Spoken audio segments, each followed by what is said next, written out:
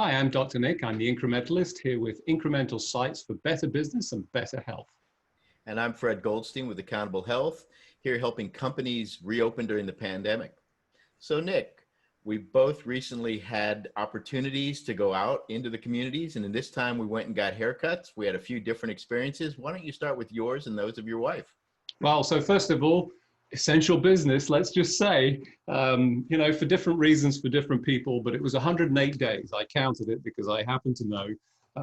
And boy, was I really glad to get my hair cut. And the good news was I had a pretty good experience. I will tell you that my particular hairdressing salon had mask policy for everybody. So both the hairstylists and customers and anybody else that was in the store required to wear a mask. Fantastic. They had an appointment only policy, which I think is also a good idea. And as best as I could tell, and I wasn't there for any more than the time that I needed to be, clearly it seemed to be reduced capacity. So they'd reduced the number of stylists. I think it's at 50%.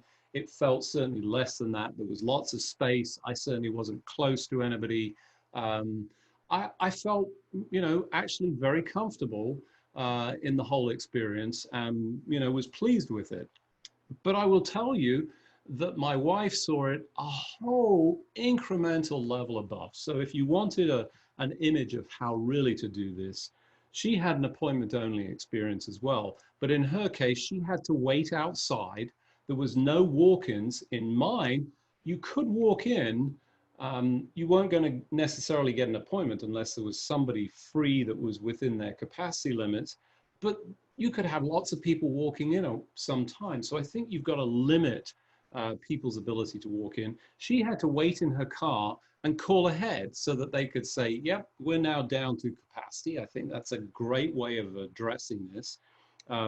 They had a waiver form that detailed, you're coming in at your own risk. I thought that was smart too. And they also asked all the appropriate screening questions. Have you traveled outside of the country? Do you have a fever? Do you have any of the symptoms? All of those things. I didn't get asked any of that. And I think it's important to do so. This is the way that we open safely. And then finally, they actually temperature screened as well. And again, this might seem trivial, but these are appropriate actions. This is not invasion of privacy. And they mandated masks and even had, in the same way that you see with toilets that are covered, that have been cleaned, and you get the strap across to know and feel good. They had the same thing around each of the areas. So when she moved or, went to the area that they were going to use for her, she truly felt, and they had a whole cleaning process. So that was a really great experience. Now I know yours was not so good. So we might be seeing long-haired Fred at some point.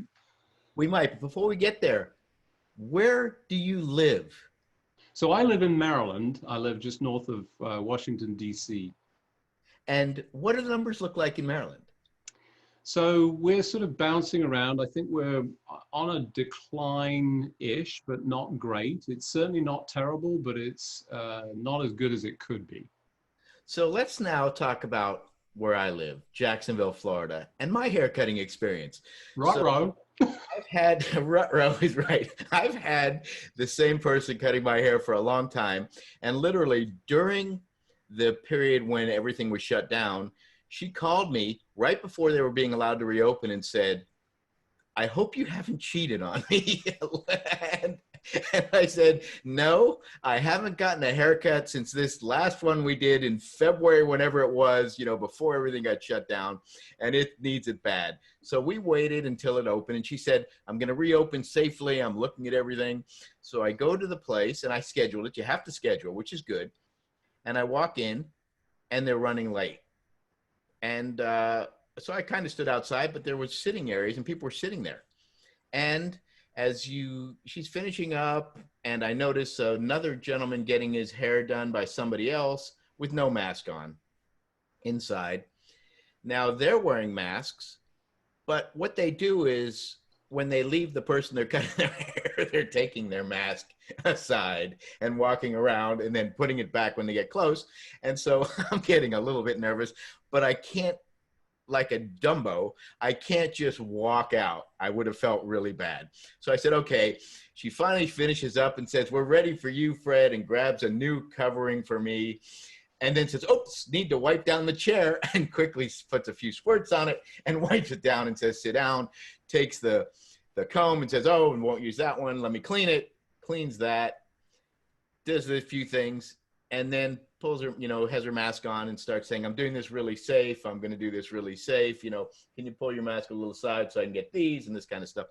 But a few things. The air in there was stagnant. There were people walking around inside. There was people with no mask. The cleaning was clearly not to the appropriate level. And there really wasn't time between cutting.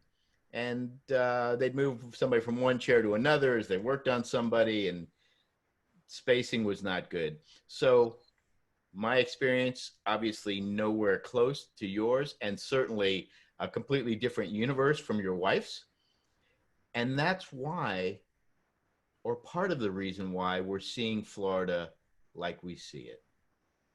It's real. Well, that's exactly right. So we're seeing this increase in cases.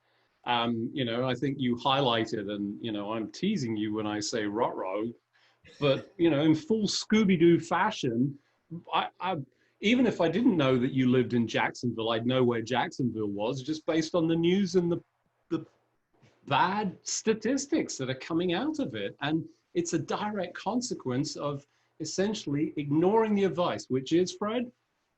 Yeah, I mean, obviously, wear masks indoors. Make sure you've got time between the people to appropriately clean your workstations, space your workstations out, get some cleaner air in there. You may have to say, I can only have so many hair cutters in this space, or people doing their beauty work.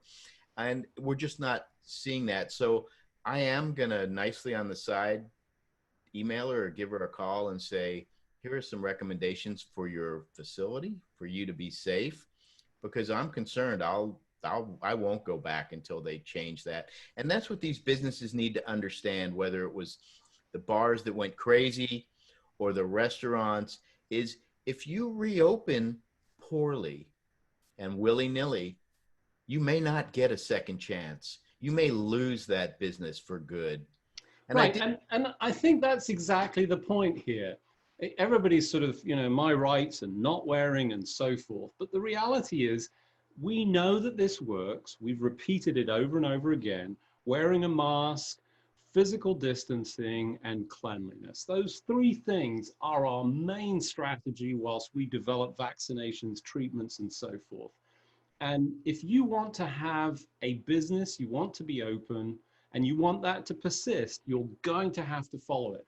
And the thing I would say is, we're here to help. That's one of the things that we're trying to do, to create an affordable package that essentially offers you the opportunity to gain advice from people that understand this and can help you think through it logically. Because I know that your hair salon is not doing this and thinking, I just want to expose everybody. I'm certain of that. I just don't buy into this. I think people are struggling and they need help. Right. I agree completely. It's actually more complex to think through the various opening things. Sure, there are some basic guidelines, but actually implementing those and taking them down to a practical stage and steps is what is difficult. And as you said, we're here to help. You can go to safehealthywork.com and find out more information about that. And with that, once again, Nick, interesting. Your hair looks great, by the way. Looking forward to next week. We'll see what we're discussing then. This is Fred Goldstein with Accountable Health. Thanks for listening.